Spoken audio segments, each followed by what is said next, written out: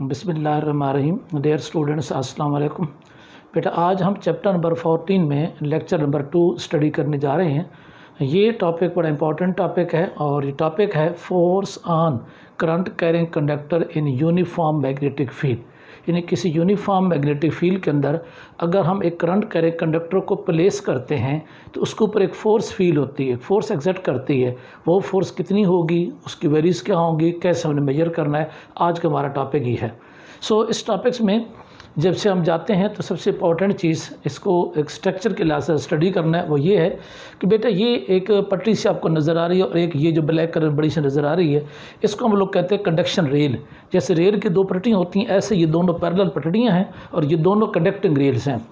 एक रेल के साथ बैटरी का पॉजिटिव टर्मिनल जुड़ा हुआ है, दूसरी रेल के साथ बैटरी का कौन सा जुड़ा हुआ है, नेगेटिव टर्मिनल। इन दोनों के दरमियान सिवाय बैटरी की और कोई कनेक्शन मौजूद नहीं है। इन दोनों रेल के पटरी के ऊपर हमने एक कंडक्टर को रख दिया है। इसको रख दिया कंडक्टर को। जब हमने इस कंडक्टर को रखा तो यकीनन जो बैटरी का करंट था वो जब इस रेल की पटरी में जा रहा था तो अब इस कंडक्टर की मदद से गुजर के दूसरी तरफ जाएगा और यूं करंट अपना सप्लाई पूरी करेगा। इसका मतलब इस कंडक्टर के रखने से सर्किट कंप्लीट हुआ और करंट इस कंडक्टर में बहना शुरू हुआ। फिर हमने इस पूरे सिस्टम को, जिस सिस्टम को हम देख रहे हैं, इस सिस्टम को उठा के किसी बैरूनी फील्ड में जाकर रख दिया। फ़र्ज़ करें वो जो बैरूनी फील्ड है उसकी ये वाली साइड, ये निचली साइड, इसको हम क्या कहते हैं, नॉर्थ है, और ये जो ऊपर वाली साइड इसे हम क्या कहते हैं, साउथ है। इट मीन एक परपेंडिकुलर मैग्नेटिक फील्ड ऊपर की तरफ काम कर रही है। जब हम लोग इस सारे सिस्टम को फील्ड के अंदर रखते हैं तो हम उसके दरमियान एक फोर्स फील करते हैं। और वो फोर्स क्यों होती है, ज़रा स्टेटमेंट देखिएगा।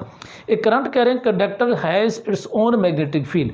हम पिछले टॉपिक में पढ़ चुके हैं कि जब किसी वायर में से करंट गुजरता है उसके इर्द एक मैग्नेटिक फील्ड पैदा होती है। तो जब बैटरी का करंट इस कंडक्टर में से गुजरेगा, कंडक्टर में इसको कह रहे हैं, ये जो कंडक्टर है इसमें से गुजरेगा, तो इसके इर्द गिर्द एक मैग्नेटिक फील्ड पैदा होगी जो कि बेसिकली इलेक्ट्रोमैग्नेट होगा। बेसिकली क्या होगा, इलेक्ट्रोमैग्नेट।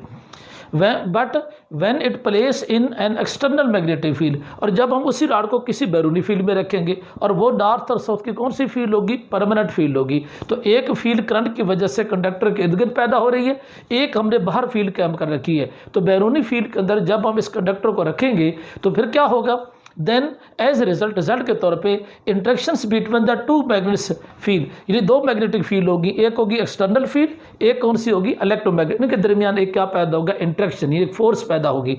लिहाजा वो कहते हैं इस इंट्रैक्शन की नतीजे में ए force may B experience by the conductor, may be कि उस कंडक्टर के ऊपर फोर्स हो। इसका मतलब कुछ ऐसी जगह भी होगी कि जब ये सब कुछ होने के बावजूद फोर्स नहीं भी हो सकती। तो बुनियादी कंसेप्ट हमारा क्या हुआ कि जब किसी कंडक्टर में से करंट पास होगा उसके इर्द गिर्द एक मैग्नेटिक फील्ड पैदा होगी। It is called electromagnet. जब इसी इलेक्ट्रोमैग्नेट को हम प्लेस करते हैं किसी एक्सटर्नल मैग्नेटिक फील्ड में, then interaction between the electromagnet and magnet, इनके दरमियान इंट्रैक्शन पैदा होगा। A force may be exert on this conductor, इस कंडक्टर के ऊपर एक फोर्स एग्जर्ट कर सकती है। उस क्वेश्चन को हम इस लिहाज से डिस्कस करना चाह रहे थे। ठीक है, अब देखते हैं जो राड हमने यहाँ रखा है दो रेल के दरमियान, इस राड की लंबाई को हमने किससे रिप्रेजेंट कर लिया, लेंथ एल के साथ, और जो बैरूनी फील्ड जो कि हम एक्सटर्नल फील्ड किसके कह रहे हैं उसको रिप्रेजेंट कर दिया किससे, बी के साथ। आई वो करंट है जो बैटरी की मदद से इस रेल के पटरी के अंदर से होता हुआ यूं जा रही है, इसको कंडक्टिंग रेल कहते हैं। रेल नुमा पटरी है, ऐसा नहीं कह सकते क्योंकि रेल है, बेसिकली ये कंडक्टिंग रेल्स बनाएगी जो कि उसके ऊपर रोड क्या कर सके, स्लाइड कर सके। तो समय समझाने के लिए कह दूँ, ये मेरी फिंगर एक रेल है, पटरी सी है, दूसरी फिंगर मेरी ये रेल्स है। अगर मैं इसके ऊपर यूं कंडक्टर रख दूं तो ये कंडक्टर की पोजीशन है। अब फोर्स की वजह से ये कंडक्टर पटरी के ऊपर इधर आ सकता है या इधर मूव कर सकता है। इस फोर्स को हमने क्या करना है, स्टडी करना है। तो जैसे से अब आगे चलते हैं। करंट आई है, alpha is the angle between the conductors and magnetic field B. जो मैग्नेटिक फील्ड बैरूनी है वो सीधी किधर जा रही है, अपवर्ड जा रही है। अगर मैं राड को यूँ रखूँगा तो ये मेरा राड उस फील्ड के अंदर परपेंडिकुलर होगा। क्या होगा, परपेंडिकुलर। इसका मतलब ये होगा कि हम उस एंगल्स को भी डिस्कस करेंगे। और आखिर पे वो फोर्स है जो कंडक्टर के ऊपर फील होती है, और कहीं हो सकता है ये फोर्स ना हो, इसलिए लफ्ज़ ऊपर इस्तेमाल किया, मे बी एक्सपीरियंस है फोर्स, हो सकता है ये क्या होगी, एक फोर्स होगी। जब हम एक्सपेरिमेंटली इस सारी चीज़ को देखते हैं तो मैं आपको समझाने के लिए कुछ पॉइंट आउट से लेता हूं, तो वो ज़रा देखिएगा। बेटा ये मेरा जो हाथ है, आप इसको समझें कि ये बैटरी वाली साइड है। तो मेरी ये वाली जो फिंगर आपको नज़र आ रही है, ये एक ऐसी कंडक्टिंग रेल है जिसके साथ कौन सा टर्मिनल लगा हुआ है, पॉजिटिव। तो ये वाली साइड मेरी क्या होगी, पॉजिटिव। इसी तरीके से हाथ की ये वाली जो साइड होगी जो आपके बैक साइड पर नज़र आएगी, इसको मैं कौन सी साइड कहूँगा, नेगेटिव। तो ये होगी नेगेटिव। तो बोर्ड वाली साइड पर नेगेटिव है और आप वाली साइड के ऊपर कौन सी साइड है, पॉजिटिव है। ठीक है, ये ऐसे जाता है पॉजिटिव, ये ऐसे नेगेटिव जाता है। क्या इनके दरमियान कोई कनेक्शन है, नहीं है। अब मैं देखिए इसके ऊपर एक रॉड रख देता हूँ, ये मैंने रॉड रख दिया। अब यहाँ से करंट होगा, इसमें रॉड में से होकर दोबारा यूं करंट वापस जाएगा। इस चीज़ को हमने क्या करना है, स्टडी करना है। जब हमने प्रैक्टिकली ये देखा कि रॉड के अंदर गुजरने वाला करंट जैसे जैसे इंक्रीज करते गए, बैटरी के करंट को बढ़ाते गए, इसके ऊपर फोर्स की कीमत में इजाफा होता गया। तो पहले एक्सपेरिमेंटली प्रूव हुआ कि जब करंट कंडक्टर के अंदर बढ़ता है तो फोर्स बढ़ जाती है। रीज़न क्या है, जब बेटा आप करंट को बढ़ाते हैं तो इलेक्ट्रोमैग्नेट स्ट्रांग हो जाता है। जब इलेक्ट्रोमैग्नेट स्ट्रांग होता है तो उसके बैरूनी मैग्नेट के साथ फोर्स भी क्या करेगी, ज़ाहिर बढ़ जाएगी। ठीक। नंबर 2 पे है लेंथ। जब हमने इस रॉड को पहले छोटी लेंथ के साथ रखा, फिर बड़ी लेंथ के साथ, फिर और बड़ी लेंथ, जैसे जैसे लेंथ बढ़ाते गए फिर इसकी फोर्स में इजाफा होता गया। क्या साबित हुआ कि जब लेंथ बढ़ाते हैं तो इलेक्ट्रोमैग्नेट की लेंथ बढ़ जाती है, उतना इलेक्ट्रोमैग्नेट और स्ट्रांग हो जाता है। इसका मतलब लेंथ भी दूसरे लफ्ज़ों के अंदर इलेक्ट्रोमैग्नेट को बढ़ा रही है, और ये वो लेंथ होती है जो किसी बैरूनी फील्ड के एग्जिस्ट करती है इनसाइड इट। अगर रॉड इतना लंबा हो कि फील्ड से बाहर चला जाए तो वो लेंथ हमारी इफेक्टिव लेंथ में शुमार नहीं होगी। तीसरा पॉइंट हमारे पास आता है मैग्नेटिक फील्ड। जब हमने करंट को भी कांस्टेंट कर दिया और रॉड की लेंथ को भी कांस्टेंट कर दिया और इस बैरूनी फील्ड को जितना स्ट्रांग करते गए फिर भी फोर्स बढ़ती गई। ज़ाहिर आप समझ सकते हैं कि बैरूनी फोर्स को जब बढ़ाएंगे तो फिर भी तो मैग्नेटिक फील्ड बढ़ेगी। इसका मतलब ये होगा कि इसके ऊपर 3 फैक्टर्स हमने बराह रास्त देखे। जब करंट को बढ़ाया फोर्स बढ़ी, जब रॉड की लंबाई को बढ़ाया फोर्स बढ़ी, जब बैरूनी नॉर्थ साउथ की जो एक्सटर्नल फील्ड उसको स्ट्रांग किया तब भी फोर्स में क्या हुआ, इजाफा हुआ। ये 3 पॉइंट्स। फिर इसके बाद हमने इस रॉड को घुमाने की कोशिश की। ज़रा गौर से देखिएगा बेटा, इस वक्त आप नीचे वाले फर्श को नॉर्थ समझें और ऊपर वाले छत को क्या समझें, साउथ। मैग्नेटिक फील्ड वो जो नॉर्थ से साउथ की तरफ जा रही है वो यूँ ऊपर जा रही है ऐसे। इस वक्त आप देख सकते हैं कि मेरे दोनों पॉइंटर, यानी मेरा ये जो ब्लैक वाला पॉइंटर है ये मेरा कंडक्टिंग रॉड है, और ये मेरा जो रेड वाला पॉइंटर है ये बेसिकली किसको रिप्रेजेंट कर रहा है, मैग्नेटिक फील्ड को। इस वक्त मैग्नेटिक फील्ड और रॉड दोनों आपस में क्या है, परपेंडिकुलर है। जब हमने परपेंडिकुलर रखा तो फोर्स मैक्सिमम फील हुई। फिर हमने इसी रॉड को ऐसे करके घुमाना शुरू कर दिया। जैसे जैसे हम रॉड को घुमाते गए और हमारा रॉड इस फील्ड के पैरेलल होता गया तो फोर्स की कीमत क्या होती गई, 0 होती गई। फिर जैसे जैसे हमने इसको यूं किया फोर्स क्या होती गई, मैक्सिमम होगी। इसका मतलब जब एंगल 0 डिग्री के ऊपर आता है तो फोर्स क्या हो जाती है, 0, और जब एंगल 90 पे जाता है तो फोर्स क्या हो जाती है, मैक्सिमम। इसका मतलब एंगल के साथ साथ फोर्स बढ़ रही है, और अगर एंगल के साथ फोर्स बढ़े तो ये जो कंपोनेंट होता है ये साइन फंक्शन होता है, जबकि साइन 0 0 होता है और साइन 90 क्या होता है, 1। इस वजह से हमने कहा कि ये फोर्स किस में डायरेक्टली प्रोपोर्शनल है, साइन अल्फा के। Alpha is the angle between the conducting rod and इस मैग्नेटिक फील्ड। जैसे इस वक्त आप देखते हैं कि ये एंगल इस वक्त कितनी डिग्री का नजर आ रहा है आपको, 90 का। अगर आप इसको घुमा के यूं करेंगे तो एंगल कितनी डिग्री का हो जाएगा, दोनों का आपस में पैरेलल है तो कितनी डिग्री का हो जाएगा, 0 का। ये बेसिक कंसर्न हो गया बेटा। जब इन चारों को जो डायरेक्टली प्रोपोर्शनल को इकट्ठा करते हैं तो F directly proportional ILB sine alpha. Okay, जब लिखते हैं ILB sine alpha directly proportional हटाएंगे तो कांस्टेंट क्या आएगा, के ILB इंटू साइन अल्फा। के है कांस्टेंट प्रोपोर्शनलिटी। इन ऐसा सिस्टम के की कीमत क्या होती है, 1। लिहाजा हम फार्मूला लिखेंगे F is equal to ILB sine alpha. तो ये जो फोर्स इस कंडक्टर रॉड को परमल करेगी उसकी मैग्नीट्यूड किसके बराबर होगी, F is equal to ILB sine alpha. अब यहाँ पे जब हम इसको वेक्टर फॉर्म में ले जाते हैं तो हम इसे लिख सकते हैं कि F is equal to ILB sine alpha, where n is the unit vector which is the normal, which is the perpendicular to the length of the rod and the magnetic field B के ऊपर क्या है, perpendicular से। Sir आप इस point को समझते हैं कि मेरा रॉड उसी तरीके से बेटा उसी पोजीशन के ऊपर है, ये रॉड की पोजीशन। ओके जी, और ये कौन सी चीज़ होगी हमारे पास, मैग्नेटिक फील्ड होगी। ठीक हो गया। इस वक्त अगर हम थोड़ा सा कंसेप्ट यूँ ले लें कि ये अगर हॉरिजॉन्टल पोजीशन के ऊपर है, यानी लॉन्ग एक्स एक्सिस है, तो ये लॉन्ग क्या है, वो एक्सिस है। फॉर एग्जाम्पल तो फोर्स किधर होगी, लॉन्ग जी एक्सिस होगी। जी एक्सिस का क्या मतलब होगा, क्योंकि जी एक्सिस जो होता है वो एक्स एक्सिस का भी परपेंडिकुलर होगा और वाई एक्सिस के ऊपर भी परपेंडिकुलर होगा, और जब वो परपेंडिकुलर होगा उसको किस यूनिट वेक्टर से शो करते हैं, एन के साथ। तो हमारी फोर्स एफ क्या होगी, perpendicular to the both length of the rod and perpendicular to the field. Field दोनों के ऊपर क्या होगी, परपेंडिकुलर। अगर हमारा रॉड एक्स एक्सिस के ऊपर है फॉर एग्जाम्पल और हमारी फील्ड वाई एक्सिस के ऊपर है तो फोर्स हमारी किधर होगी, अलॉन्ग जी एक्सिस होगी। ये उस लिहाज से जब हम इसको साइन को हटाते हैं तो क्रॉस प्रोडक्ट के मुताबिक F is equal to IL cross B। क्या बनेगा, आई एल क्रॉस बी। अब ज़रा राइट हैंड रूल को जो हमने एफएससी पार्ट 1 के अंदर पढ़ा होता है उसको ज़रा देखते हैं। राइट हैंड रूल के मुताबिक आपको याद होगा कि हम ऐसे एक डायग्राम बनाते थे कि ये हमारे पास एक वेक्टर ए था, ये वेक्टर हमारे पास क्या था बी, एंगल का नाम यहाँ पे क्या है थीटा। अगर हम इसको यू रोटेट करते हैं क्रॉस बी तो डायरेक्शन किधर शो करते थे, एन की अपवर्ड। आपको याद होगा इस फार्मूले के मतलब। अब उसी तरीके से अगर हम बेटा इसी रूल्स को अप्लाई करें इस क्वेश्चन के ऊपर तो वो डायरेक्शन कैसे बनने की ज़रा तवज्जो चाहिए आप लोगों की। सामने डायग्राम पे देखेंगे, ये मेरे पास एक राड है, इस वक्त बेटा राड बोर्ड की तरफ डायरेक्शन दे रहा है। मैं ज़रा अपने बोर्ड के लिहाज से आपको समझा दूं।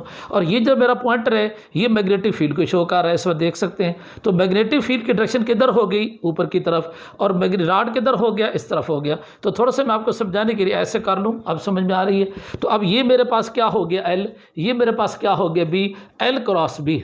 क्या पढ़ेंगे, एल क्रॉस बी। अब राइट हैंड के मुताबिक एल क्रॉस बी, ये देखो एल क्रॉस बी, तो थंब की डायरेक्शन किधर बनती है, आउटवर्ड। इसका मतलब दूसरे लफ्ज़ में अगर यूं ही हाथ रखूं तो ये एल क्रॉस बी, थंब की डायरेक्शन इस तरफ बनती है। इस तरफ का मतलब है जिधर क्या अमल कर रही है, बैटरी। तो बैटरी की सिमत में इस राड के ऊपर इस वक्त क्या अमल कर रही है, फोर्स अमल कर रही है। ये हमने फोर्स कहाँ से बेटा मालूम की है, इस फार्मूले के मुताबिक, जिसको हम लोग क्या कहते हैं, क्रॉस प्रोडक्ट कहते हैं। अब एक हमने कंसेप्ट यूज़ किया कि मे बी एक्सपीरियंस, यानी हो सकता है कि फोर्स हो सकता ना हो, इसका मतलब ऐसा भी हो सकता है, यस। तो अब हम समझते ये हैं कि जब आप अल्फ़ा की कीमत 0 पुट करते हैं या अल्फ़ा की कीमत 180 पुट करते हैं तो सब कुछ होने के बावजूद भी मगर एंगल ऐसा होता है कि फोर्स की मिकदार क्या हासिल होती है, 0। आपको याद होगा मैंने क्या समझा कि राड ऐसे पड़ा है, फील्ड ऐसे पड़ी है, तो फिर फोर्स क्या होगी, मैक्सिमम। अगर राड घूमते घूमते ऐसे हो जाए तो क्या फोर्स होगी, नहीं होगी। अगर ऐसे हो जाए तो क्या फोर्स होगी, नहीं होगी। इसका मतलब फोर्स की मिकदार 0 भी हो सकती है जब अल्फ़ा की कीमत 0 या क्या होती है, 180। फिर हम चलते हैं, क्या फोर्स मैक्सिमम भी हो सकती है, यस। वो तो बड़ी कॉमन सी नज़र आती है कि जब ऐसे रखेंगे एंगल कितनी डिग्री का होगा, 90 का, देन फोर्स क्या होगी, इसके दरमियान मैक्सिमम होगी। ये उस मैक्सिमम की कीमत को शो कर रहा है। क्लियर। अब यहाँ पे एक चीज़ क्लियर कर लेने के साथ साथ हमें एक राइट हैंड रूल और भी एक्सप्रेस करना है थोड़ा सा, चूँकि उसका सिर्फ डायग्राम के अंदर बुक में जिक्र है तो मैं थोड़ा राइट हैंड सामने करता हूँ।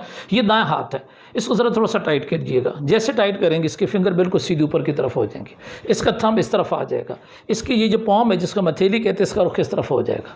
इसका मतलब आम तरीके से आप यूँ समझ सकते हैं कि अब ये देखेंगे, ये जो ऊपर फिंगर जा रही हैं ये बेसिकली मैग्नेटिक फील्ड को रिप्रेजेंट करेंगे। कौन सी मैग्नेटिक फील्ड को, एक्सटर्नल मैग्नेटिक फील्ड को। थंब किसको रिप्रेजेंट करेगा, डायरेक्शन ऑफ करंट जो कंडक्टर के अंदर मूव कर रहा है, ठीक है। और फिर अब हथेली के रुख को मैंने पॉइंटर से शो किया, ये उसकी क्या शो करेगा, डायरेक्शन। अगर ये एक्स एक्सिस है, ये वाई एक्सिस है, तो ये फिर पॉइंटर क्या हो गया, जी एक्सिस हो गया। अब इसी लिहाज से इस राड को ज़रा देखिएगा, क्या ये राड हमारा कंडक्टर के अंदर की तरफ था, ज़रा पॉइंट समझेंगे। ये पॉइंट क्लियर हो रहा है यहाँ तक। राड हमारा किधर जा रहा है, इस बोर्ड की तरफ जा रहा है। फील्ड हमारी किधर जा रही है, अपवर्ड जा रही है, ठीक होगी यहाँ तक कोई प्रॉब्लम। अब राइट हैंड जो मैं इसके साथ सेट करूँगा वो आपको प्रैक्टिकली दिखाता हूँ। ये देखिए मेरा राइट हैंड इसके मुताबिक है। क्या मेरी finger magnetic field red pointer के साथ ऊपर जा रही हैं, यस। क्या मेरे अंगूठे का रुख बोर्ड की तरफ है और क्या करंट बोर्ड की तरफ जा रहा है, यस। तो मेरी हथेली का रुख किधर है, इस तरफ है, इस तरफ नजर आ रहा है, इस तरफ। इसका मतलब फोर्स किधर अमल करेगी, इस तरफ। और इस तरफ कौन सी चीज़ हमारे पास नजर आती है, इसको हम लोग क्या कहते हैं, बैटरी। इट मीन इस वक्त अगर करंट की डायरेक्शन ये रखी जाए तो फोर्स इस सिमत में फॉलो करेगी। अगर करंट की डायरेक्शन को रिवर्स करेंगे तो फोर्स भी ज़ाहिर क्या हो जाएगी, रिवर्स हो जाएगी। तो इस तरीके से इस राइट हैंड रूल के जरिए भी डायरेक्शन मालूम की जा सकती है। ओके, आगे चलते हैं। Direction of the magnetic force जैसे मैंने पहले जिक्र किया उनको दौर से रिवाइज करते हैं। F = IL cross B.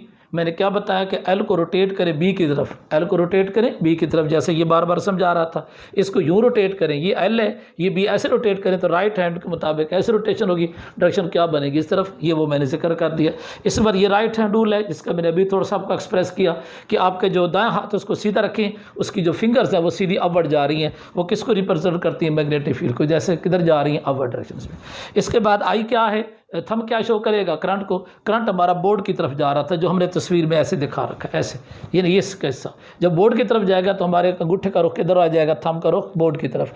ये हमारे ऊपर की तरफ फिंगर रहेंगी। अब हथेली का रुख किधर आ रहा है, इस तरफ, मेरी तरफ। यानी इसका मतलब ये उसकी क्या निकल आएगी, फोर्स। इसको भी हम लोग क्या कहते हैं, राइट हैंड रूल कहते हैं। इसी राइट हैंड रूल को हमने प्रैक्टिकली एक्सटेंशन फॉर्म में दिखाया है, उसको भी साथ देखते हैं। ये मैंने हेडिंग छोटी सी दी है, extension of the right hand rule. इसको फिजिकल व्यू कहते हैं, यानी उस राइट हैंड को फिजिकली देख सकते हैं। जरा देखते हैं।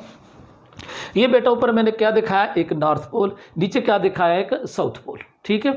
इसके दरमियान एक डॉट का निशान नज़र आ रहा है। पहले मैं थोड़ा सा इस डॉट को थोड़ा एक्सप्रेस कर दूं कि बेटा आप लोग बहुत जगह के ऊपर जाएंगे तो आपको ये दो निशान आपको मिलेंगे, एक होगा निशान डॉट का और एक निशान किसका होगा, क्रॉस का।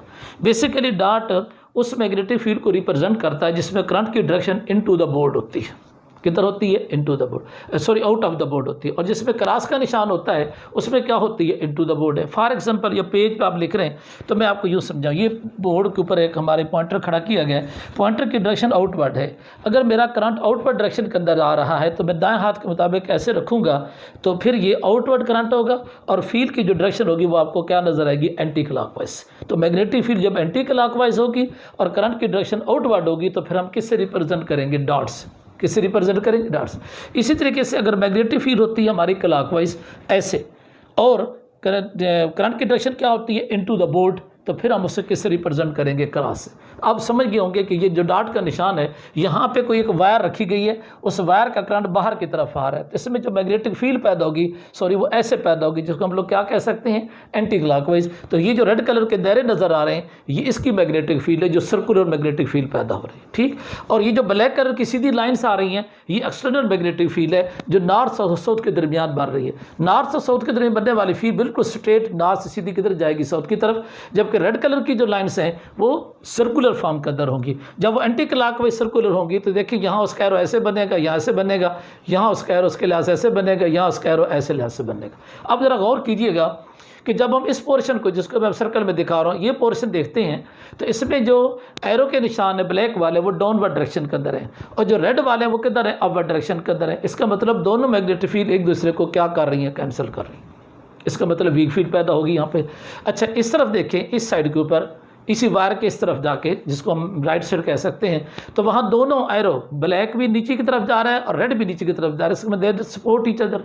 इसका मतलब अगर एक वायर है ऐसे, उसके इधर भी फील्ड पैदा और इधर भी फील्ड है, तो उस वायर के इस राइट साइड के ऊपर फील्ड स्ट्रांग है, लेफ्ट साइड के ऊपर फर्ज करें क्या फील्ड वीक है, तो ज़ाहिर है फोर्स किधर बल करेगी, स्ट्रांग से वीक की तरफ। तो इस रॉड के ऊपर, ये वायर के ऊपर फोर्स किधर लगेगी, इस तरफ लगेगी, क्योंकि ये साइड हायर है और ये साइड क्या है, लोअर है। तो फोर्स की कौन सी डायरेक्शन होगी, ये मैंने वो फोर्स की डायरेक्शन दिखाई। अब सवाल ये है कि ये तो हमने प्रैक्टिकली प्रूव किया, क्या हमारा जो राइट हैंड रूल नीचे एक्सप्रेस किया गया वो इसको सपोर्ट कर रहा है। ज़रा इसको ज़रा गौर से देखें बेटा, ऊपर नॉर्थ है, नीचे क्या है, साउथ है, तो हमारी मैग्नेटिक फील्ड किधर जा रही है, डाउनवर्ड, तो हमारी फिंगर किधर होनी चाहिए, डाउनवर्ड। हमारा करंट की डायरेक्शन किधर है, आउटवर्ड, तो मेरा दाएं हाथ क्या ऐसे रखेंगे, नहीं, क्या ऐसे रखेंगे, नहीं, क्या ऐसे रखेंगे, यस। अब ज़रा देखें, क्या अंगूठे का रुख बाहर की तरफ आ रहा है, यस। क्या मैग्नेटिक फील्ड डाउनवर्ड जा रही है, यस। क्या ये पॉम की रुख मेरी तरफ आ रहा है, यस। इसका मतलब ये क्या नज़र आएगी, फोर्स। इसको कहते हैं extension of right hand rule या physical view of the right hand rule. वो फिजिकल, वो आम लॉ है, इसको हमने यहाँ फिजिकली क्या किया, स्टडी किया है एक छोटी सी डायग्राम और छोटे एक्सपेरिमेंट के जरिए। ओके, नेक्स्ट हमारे पास है मैग्नेटिक इंडक्शन। लफ्ज़ मैग्नेटिक इंडक्शन को हम मैग्नेटिक फील्ड स्ट्रेंथ भी कहते हैं, मैग्नेटिक फ्लक्स डेंसिटी भी कहा जाता है। तो मैग्नेटिक इंडक्शन या मैग्नेटिक फील्ड स्ट्रेंथ क्या है, सिंपल लफ्ज़ में कह सकते हैं स्ट्रेंथ ऑफ मैग्नेटिक फील्ड। क्या लफ्ज़ है, strength of magnetic field is called magnetic field intensity. So magnetic force on a meter length, यानी 1 मीटर लेंथ के ऊपर। पहले हम इसको डेफिनेशन से पहले ज़रा फार्मूले पे आते हैं, फिर ये समझना ज़रा आसान हो गया। फार्मूला बेटा ये F = ILB sin अल्फ़ा।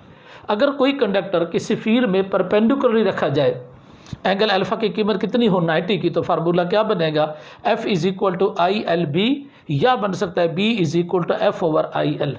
अगर वायर में करंट 1 एम्पेयर हो और राड की लंबाई भी 1 मीटर के बराबर हो, यानी यूनिट लेंथ हो और यूनिट करंट फ्लो करे, तो फिर B किसके बराबर होगा, F के। What is a B, this B is called magnetic induction.